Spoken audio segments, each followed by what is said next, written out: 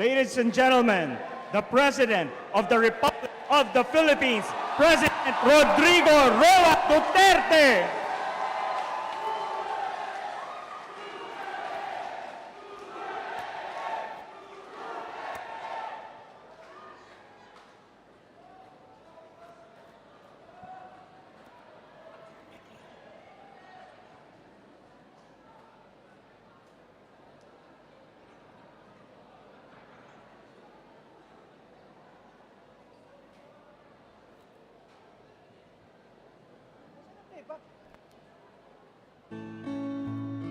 Di ko mawawala ang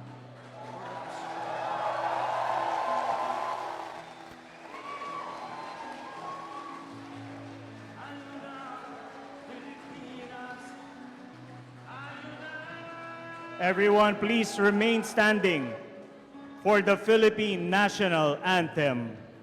hawak kamay tayo.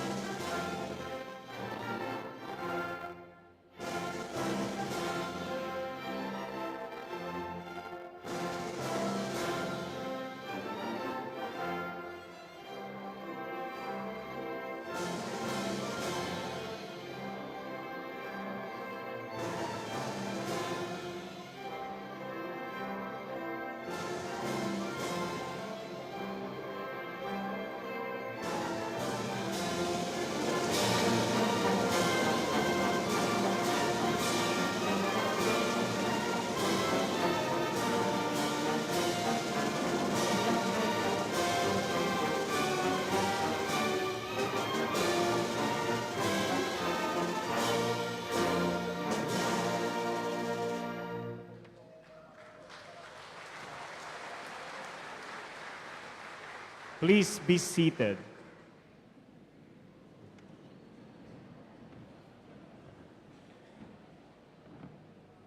To begin tonight's program, we would like to invite the Philippine Ambassador for the Independent State of Papua New Guinea, Ambassador Bienvenido Villamor Tejano, to deliver his welcome remarks.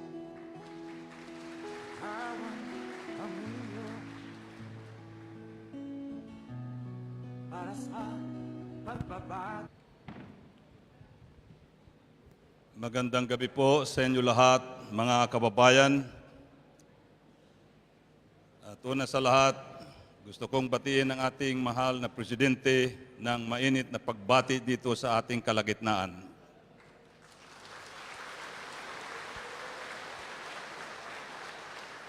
Kasama ng ating mga cabinet members na naririto sa harapan at sa ating mga kababayan na narito galing pa sa Pilipinas upang daluhan itong pagpupulong natin ngayong gabi. Inatasan po ako na magbigay ng welcome remarks. Ngunit kanina pa tayo nag-uusap, wala na akong masabi. Ganun pa man, mahal na Pangulo, gusto kong dalhin sa inyo itong buong kapulungan. Ito po ang kumakatawan ng mga OFW na naririto ngayon sa ating bansa. Sila po ang nagtsatsaga dito, nakikipagsapalaran upang makatulong ng kanilang mga kanya-kanyang sambayanan sa Pilipinas. Ngayong gabi, naririto upang kayo namin mapakinggan sapagkat marami na kaming naririnig sa mga lathalaan, mga television at kami dito ay hanggang sa mga balita lamang. Ngunit ngayong gabi ay tunay ng totoo na dumating na itong aming matagal nang minimiti na makarating dito sa Papua New Guinea.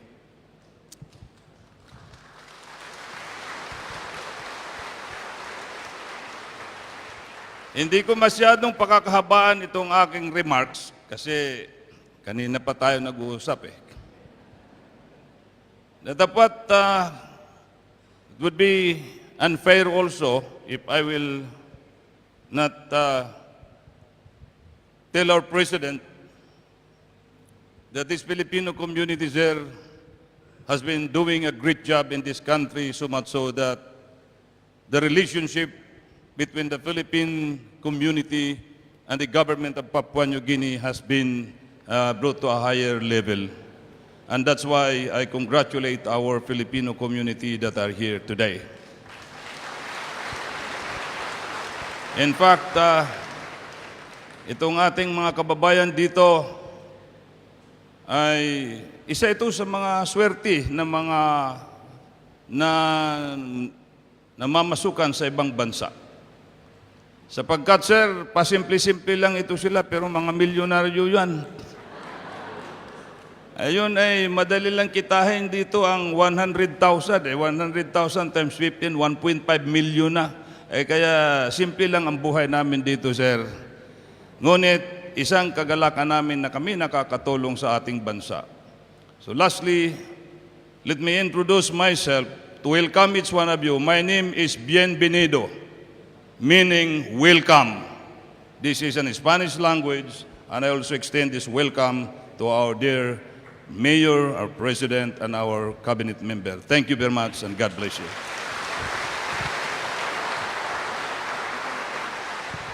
Thank you, Ambassador Tejano, for your inspiring and heartfelt remarks. Next, we would like to present Ms. Maria Cecilia Caparas from the Philippine Embassy in Port Moresby for a special song number.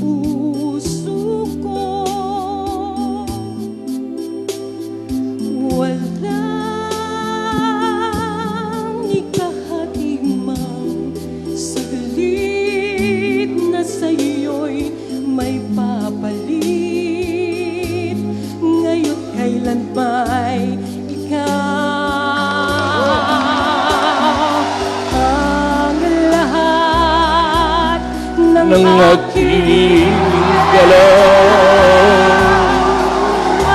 ang sanib ay ikaw kung may bukas mang tinatanaw dahil may isang ikaw kulang ang magpakailan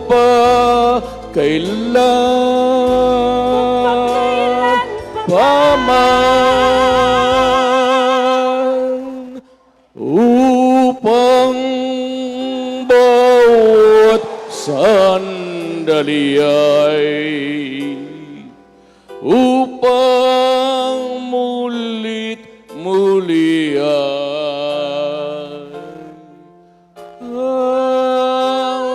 mahalin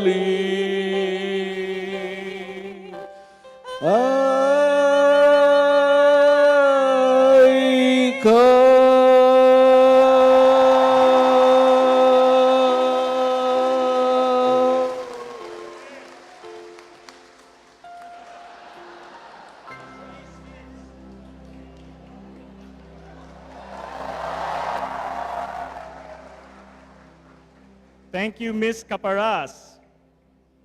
Ladies and gentlemen, at this point of the program, we would like to invite our Secretary of Finance, Secretary Carlos G. Dominguez, to introduce our guest of honor.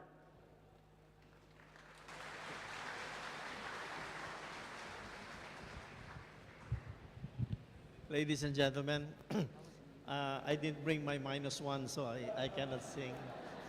Anyway, it is my distinct honor and pleasure to introduce to you the President of the Philippines, Mayor Rodrigo Roa Duterte.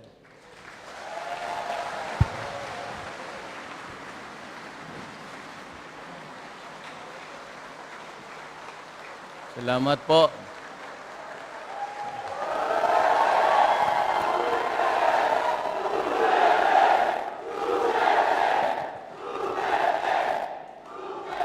Kindly sit down. Salamat ho sa kortesiya.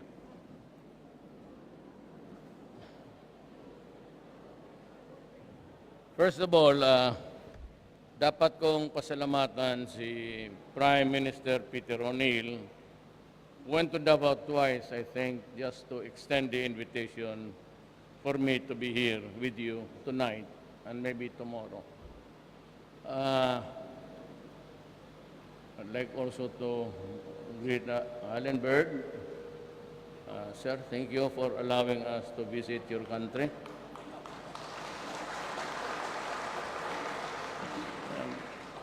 Papasalamat to ako sa mga Pilipino dito. I think I once worked with a guy from the Philippines, si Flor Doliaga.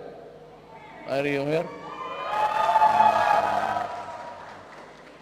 Magkasama ho kami noon. I was the House Counsel of Daticor, siya yung manager. Bagong abogado lang ako noon, kailangan ko ng trabaho. Nag-asawa ako kaagad at medyo nahirapan ako sa even the milk. Kasi yung gatas ni itong maldito na si Pulong, S26. So may lactose, intolerance. Napakamahal ng gatas. Karami namang problema binigay sa akin. But this time, I think he's running for congressman kasi napahiya. Kasi hiniya ni Trillanes. He was summoned to Congress. Ganon si Trillanes. Bibirahin niya yung mga pamilya mo. Hindi ikaw. At tapos sa tawagan niya, yung kagaya ng mga pulis. And if you know Angie Reyes, he was the naging Chief of Staff, Secretary of Defense, and he became the Secretary of Energy. Mayor na una pa. Sabi niya, you sit down because you do not have any dignity. Kaya pumunta doon sa cemetery ng nanay niya, pagkamatay. Kasi napahiya. Ayan, ayaw ko sana ikwento yun, but Pulong,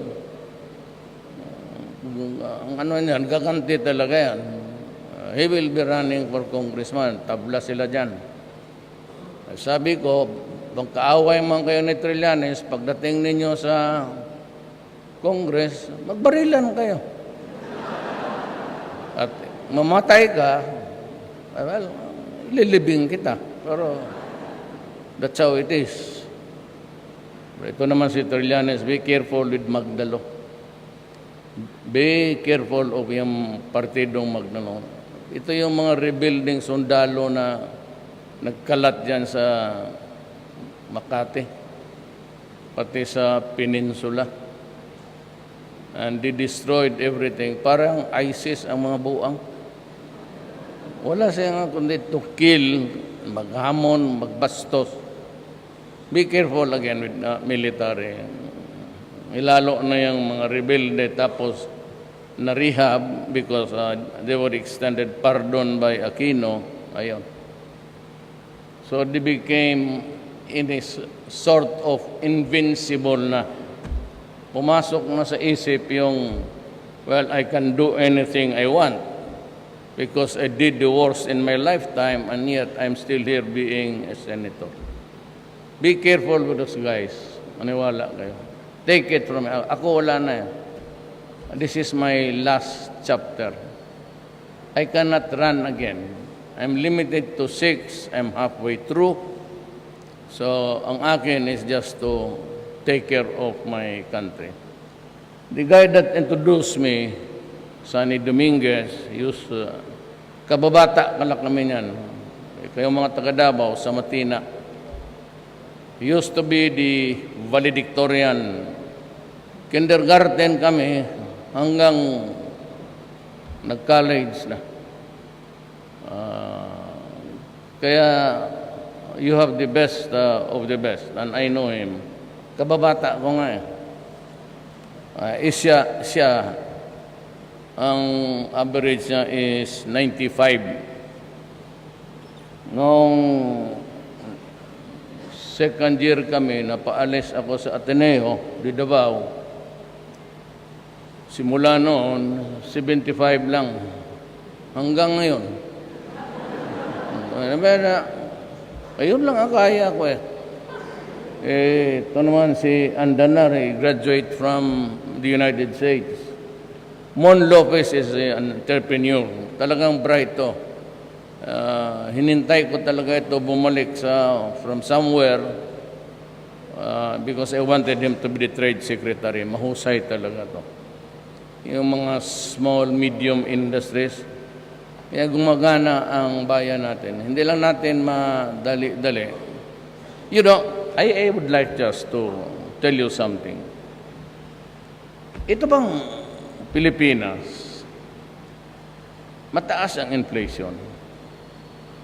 You know, right after the war, Second World War, everybody was into rebuilding their nation. Pati ang Pilipinas, which was the most devastated city in the Asia, they really flattened Manila. And papalit-palit yung mga bomba, but it was the Americans who really did it to catch up with the fleeing Japanese. Ang ibig kong sabihin, with the vast expanse of destruction, lahat tayo sa Asia nagkaroon ng konting pera, nagtulong ang Amerika. But the bulk of the money went to Japan. And I think the reason why is nagkaroon sila ng guilt feeling for using hydrogen bomb sa Nagasaki pati sa Hiroshima. Kaya doon nila binanggit. In the course of our development in the early 40s, 50s, Indonesia struck oil. Subsequently, Malaysia had it. Brunei is awash with oil. I don't know why. I do not want to question God because He cannot answer me anyway. Maniwala ka dyan sa mga pare, and of course, if you're a Christian, that you will get the answer when you die, because that is the time when the reality of the naked truth is there before you. Is there life after death? Ako, but anyway, back to noon, wala tayong oil. So every time there is a raucous in the Middle East, at ito ngayong Amerika, talagang binibira na ang Japan for the atomic reactors there. May alitan, so Iran nag-cool down ng production. The law of supply and demand, that's universal everywhere. Maraming supply, mura. Walang supply, mahal. Every time na mag-increase ang oil, sigurado yan, 2 weeks after, susunod yung gasolina, langis, lahat. And exponentially, everything gets expensive. Sabon, kung ano, ganun yan eh. Pag bababa ang oil, bababa rin yung... That's why I said na mataas ang inflation. Correct. And I do not deny it because it is true. Na ang sabihin mo, what's the reason? Ayan. For those itong mga opposition, you only have to find fault. And ang trabaho ng opposition is just really to find fault, if there is any, whether it is intended or malicious or not. Then there is the issue. Kaya gano'n, para sabihin mo na wala kaming ginawa. Now, you were not there. I suppose that most of you were not during the election. Remember, because I had a little money. Of the entire Philippines, I had only 4 governors of the 76 provinces. Ang governor ko, 4 lang. Abet, Antonio o Bataan, tapos Jaime Marcos, sa Cebu, wala. Where I come from, Danao. And sa Danao, basi wala akong barangay captain, just like any other place. Sa Mindanao naman, may ang bumaliktad si Subiri from liberal, tapos may isang babae na gobernador. Bumaliktad siya,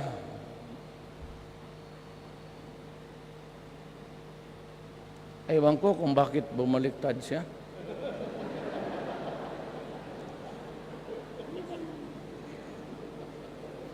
The legend says that yun ang balita kasi may asawa na. Pero totoo naman, ang istoryang umiikot na naging girlfriend ko si Angel. Amante. Pasweri na tayong bata. I was just a congressman. 28 pa yan siya as pinauwi ng tatay, pinatakbo. So yan. Yun lang ang sumuporta sa akin. Would you believe it? And, surprisingly, I won. I won by over 16 million votes. Ang lamang ko sa kanila, mayroon was about 6 million. It was so mind-boggling. Bakit ako magkaroon ng ganyan na boto? I think it was in the messages. At kasi wala akong pera, baski sa radyo, I just limited it to 5. 5 simple. Matagal akong mayor sa Davao. Been mayor there for 23 years. Tapos pumalit si Inday. She got another 9 years. And she's running again. At kaya kasi niya itong bunso. Takot siguro siya baka, the imponderables of life. Gusto niya iwan rin sa Duterte. Yung bunso namin, talagang takot sa kanya yan. Pati yung elder. Siya yung naging alpha ng pamilya nung naghiwalay kami ng nanay nila. Hindi kaya eh. Hindi kaya mga German, mixed, German-Filipino. Nakita ko yan sa aeroplano eh. Maganda ito. Tisay eh. Sige ako kalabit-kalabit. Sabi ko, tanginang ganda nito ah. So, sabi agad ni June Arcilia, if you remember, if you're from Davao, sabi niya, taga Davao yan. Ha? Bakit dumusot sa akin yan? Tapos pagbaba ko, tinanong ko yung taga-PAL, taga saan nakatira yan? Sir, yung driver ng wagon, kasi araw-araw pinipick up yan sila ng ano. Yung driver niyan alam. Inanam, kasi nalaman ko, bisita na ako. Mga kabisita kasi maraming nanay niya hilig sa aso. Bili ako ng lanet. Alam niyo yung lanet? Poison sa mga bagubo. Bula-bula, pinakain ko sa mga aso, no? Patay.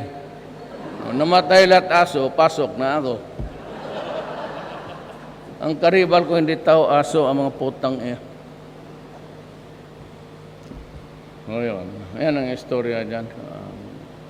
So, I limited my campaign to 5. Sabihin ko sa inyo, umuwi man kayo doon to validate o magtanong kayo nga, ginagawa ko yan.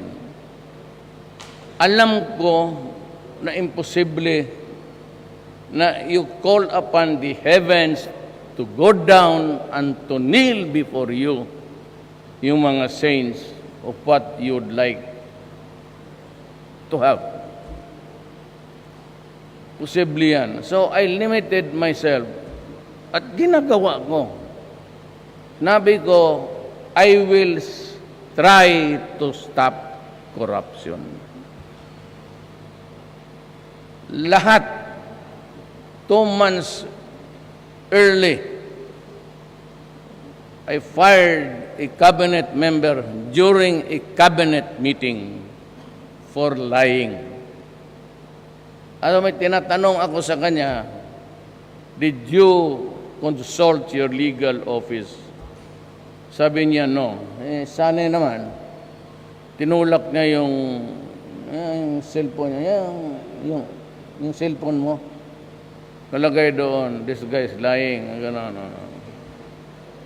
So, nag-init ang ulo ko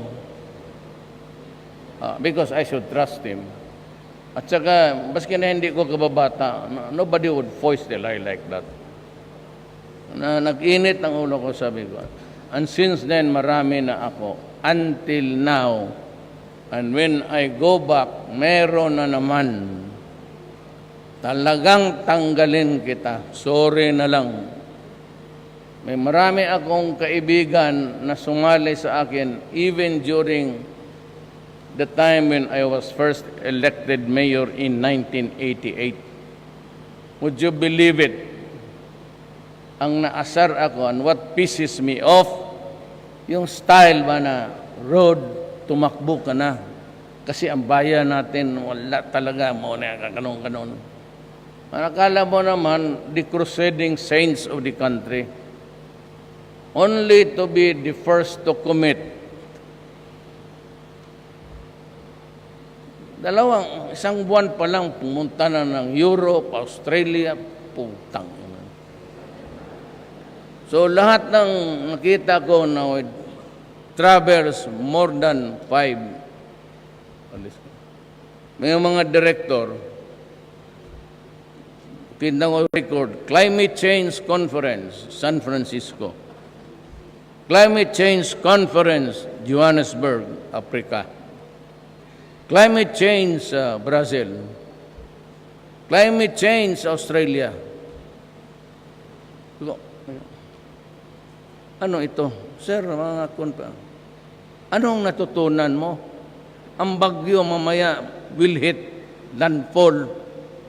Putang ina anong na. What did you accomplish all of these trips? Son of a bitch, you are just. So ngayon, walang cabinet lahat. They have to get a clearance.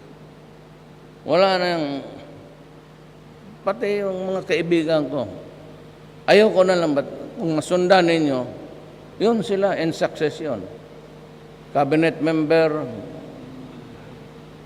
mayroon pang, sabi ko, hindi tayo magkaintindihan sa pera ng tao, umalis ka.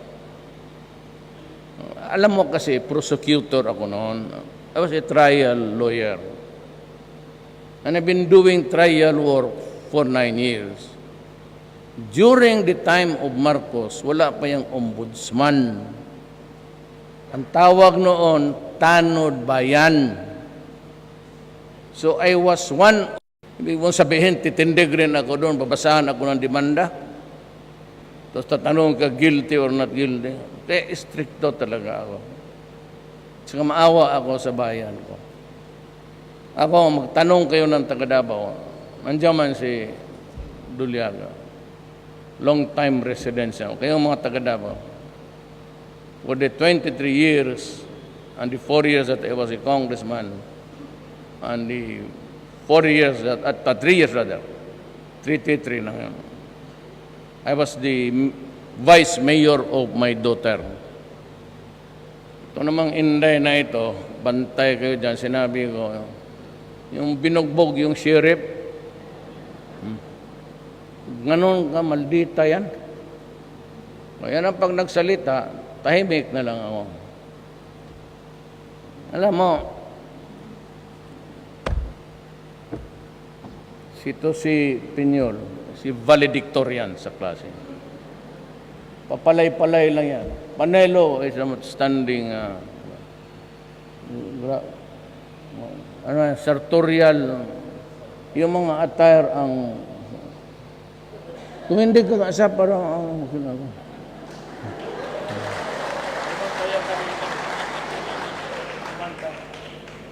yan ang pinaka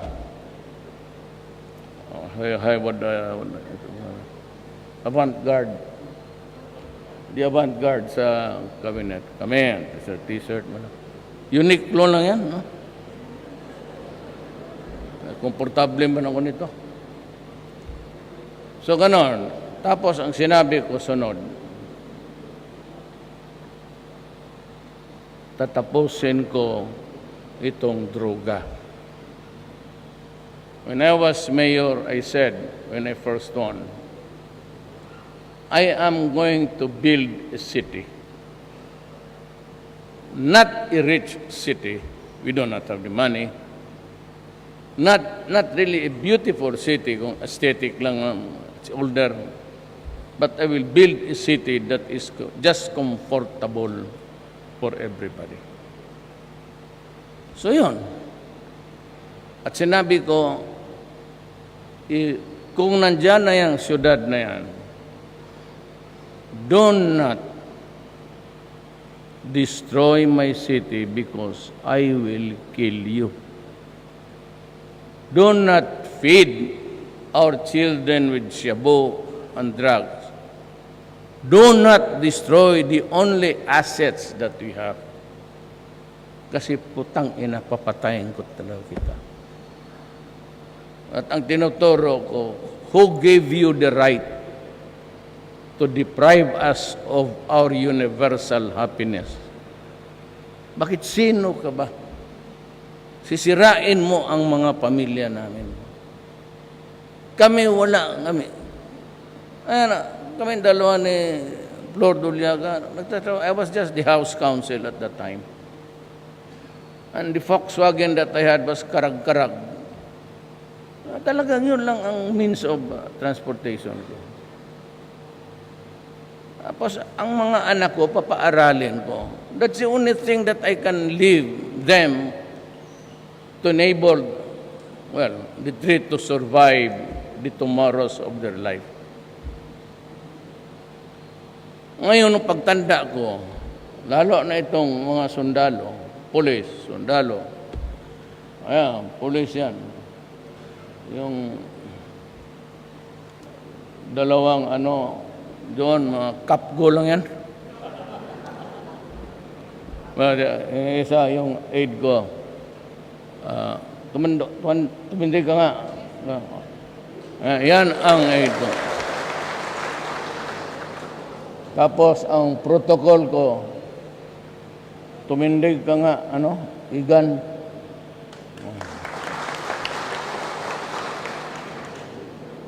Maghanap kayo ng presidente, may dalawang. Totoo. Pero ito wala, itong mga, ano ko to. You know, my mother is a Maranao. Ang lola ko sa nanay ko Maranao. So, half, mga Moro yan. Ang tatay ko, Cebuano. But during the last election, nag-landslide ako lahat. Lanao del Sur, landslide. Even in Holo, landslide ako. Siasi, landslide ako doon. Hindi Muslim areas. Cotabato, well, anyway, sabi ko, hintuin ninyo yan. Kasi itong mga sundalo, they retire at the age of 56. Ilan lamang kukubrahin nila as retirement.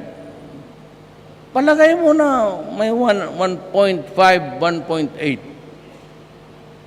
Ibig mong sabihin from 56 until dying time, that 1,800,000, doon na nila kunin ang pagkain, ang pamasahe ng mga bata na hindi pa nakatapos.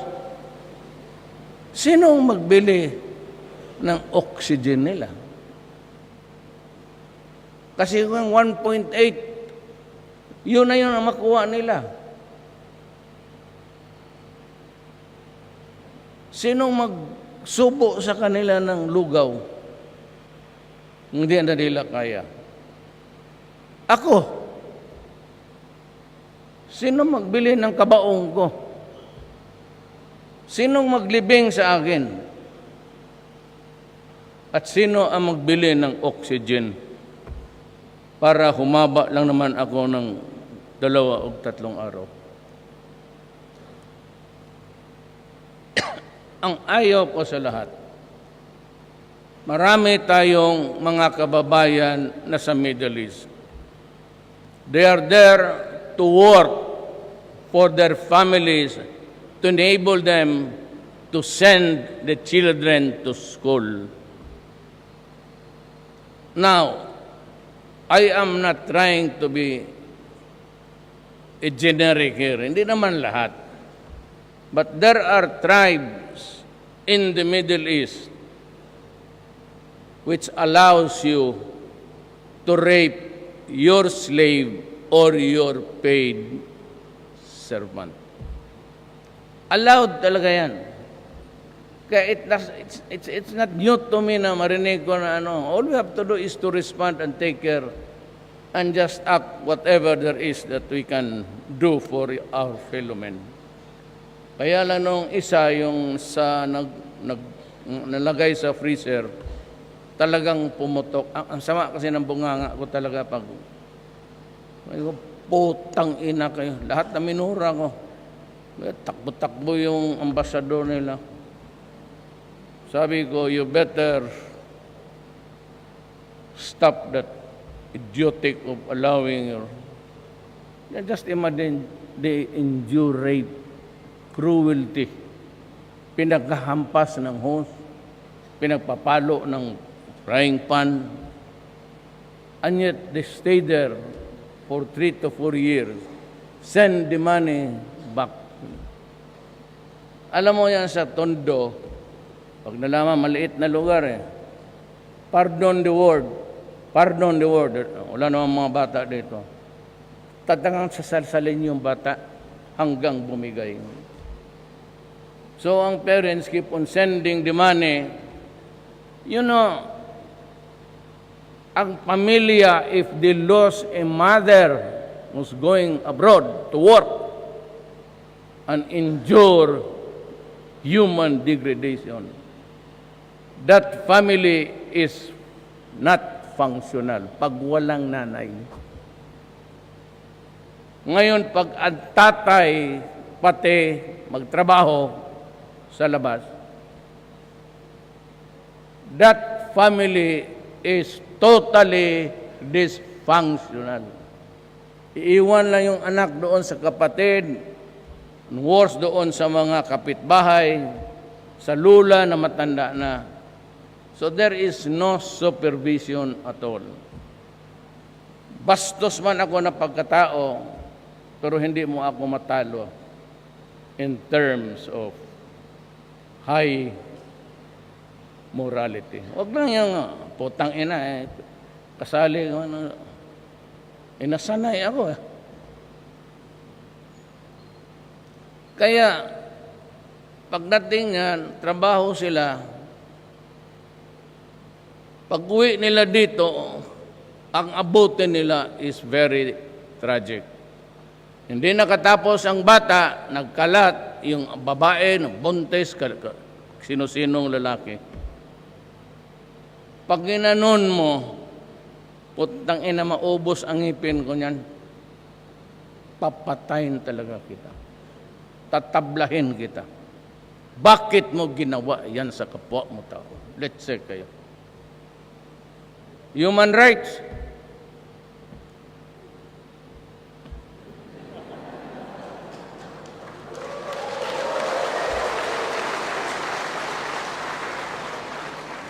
Sabi ba nila, that Duterte is not a human right, that's not human. He's a monster. O, hindi ako kasali sa human rights. Maghanap kayo ng korte para sa mga monster. Kayo na rin nagsabi. Yun ang sabi nila, bakit pinapatay ni Duterte yung mga mahirap? Hoy, mga ulol, shabu is a commodity for the poor. Ang mga mayaman sa Maynila, hindi yan shabu, cocaine, heroin. Pero hindi masyado magloko, kasi may mga pera, hindi naman magpatay, just to get the money to get the fix. So, wala. At saka, organic ang marijuana, pati cocaine. Galing sa plants. Galing ng tanim. Organic. Itong shabu is a chemical. Yung formalin, yung ipang-imbalsamar sa patay. Tapos yung tubig ng baterya. Yun ang tubig nila. Kaya ang tao talagang maluloko. Now, tell me, sabi noon 3 million plus ang addicted. There was this raucous quarrel argument about the exact number. Si Bato, who is by the way running for senators, kung malaala lang rin ninyo, he used to be my chief of staff for so long a time. Mahusay talaga to. Kailangan ninyo ng mga pulis na matino. At saka may isang ano pa, bawal daw sa kampanya. Ulol, wala man ako sa Pilipinas.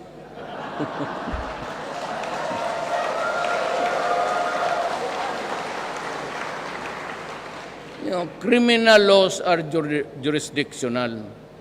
Can only be prosecuted in the country where you committed the crime. Okay, magkampanya ako dito, pakinin nyo. Ang kausap ko ang mga gwapo at gwapa doon sa New Papua New Guinea.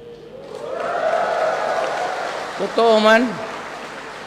Duda ko lang, papunta lang kayo dito magpa-beauty. It's a commodity for the poor. It's 200 times 7 times 30 days times 12 and times it with 1,000,006. You'd come up with a figure something like 2,030,40. That's a 2 billion industry. Ang ayaw ko niyan is you reduce 1.6 of my countrymen to slavery, slave to a drugs called shabu, and they are already in hotel. Putang ina, anong gagawin ko dyan sa 1.6? Sira ang ulo. Unpractically, kung walang makuha, yan, magpatay. They kill to get the fix. So, At saka, maybe after the end of my term, I will catch the next available flight to reach Papua New Guinea. Magtago na lang ako doon sa bukid na I'm sure the governor can arrange for a simple living there. You know, you should love Papua New Guinea. One is that you work here to earn money for your family and to send it, some of you. It is part of the cycle of the money that you send. How many centavos enriches the economy by so much. So you should be thankful, and I really thank you, Governor and the Prime Minister, that you have accommodated us, and I've heard that you have treated us very well. I tell you, the Filipinos who are here are really very industrious and the bright ones. You can take advantage of the expertise. I'm offering you, I was looking at it. We can come here, we can establish schools, if you want, university, and we are good at that. We will try to help you. At saka, thank you for accommodating us in giving away lands where we can plant. You know, Governor, most of the lands in the Philippines are not food crop. There are no more lands where we can plant to eat the palay. It's overtaken by multinationals. Be careful about that. Do that. You may, but do not allow the encroachment of multinational. Because at the end of the day, what you would get is the salary of your people, and yet the bulk, multinational, the bulk of the money goes to the company and goes everywhere. So what you get, you even buy, and also the salary is just the employment. So just do not allow big money to enter. You take time to develop. So ako ganon. Ngayon sinabi ko, walang korupsyon. Nandyan mo yung mga cabinet members ko. Panelo, may presidential legal. Walang transaksyon sa gobyerno involving public funds. MRT, LRT, reclamation, roads, train, hindi umaabot sa mesa ko yan. It starts with, if it's a project of the Department of Trade, goes to Moon. Siya pag kanyang project niya, it begins and ends with Pinyol. I do not allow. Kaya kaya ko magmura, baski kanino, yung putang ina kang korap ka. There will never be a time, not in a million years, na makasabi kayo, maninakaw ako o naghingi ako. Walang transaction at hindi ko talaga pinapakialam. Nandyan mayan sila, tanungin ninyo after this program. Kung nagtanong ba ako na at what stage is it? Kandila yan. Basta ako, appointments, policies, mostly about policies of government. Pero hindi ako nakikialam dyan. Sabi ko, not in a million years. Wala kayong matutuwa. Kaya lakas ng loob ko magmura baski kanino. And the other thing is that I said I will make peace with our country. The communists, the rebellion in Mindanao, there are two. The rebellion in Mindanao is one driven by territorial aspiration. Yan sila Murad, yan sila Miswari. But the other one, itong mga Abu Sayyaf who decapitate mga kidnap victims, they are driven by the spirit of ISIS. It's a corrupt religion. I don't know if it is a religion at all. They are using really the name of God in vain. Nila maloko, sabi ko, ang nanay ko maranaw. Fuck you. Sino? Ako ang lulukuhin ninyo? Taas-taas ka ng ano. Ang Davao, sino ang taga Davao dito para malaman natin?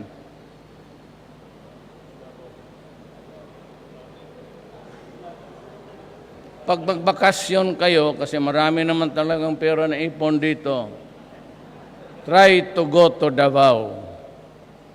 See what Davao is.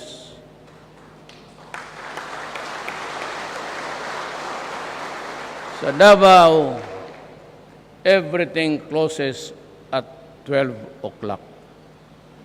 Ako noong na mayor, alas 2 yun ang closing time. Pagdating nitong babae, binaba niya ng 1. Ako ng 1. You cannot be drinking all the time. Tapos, pagdating nitong Inday na ito, binaba ng alas 12. It is the only place in the Philippines na wala kang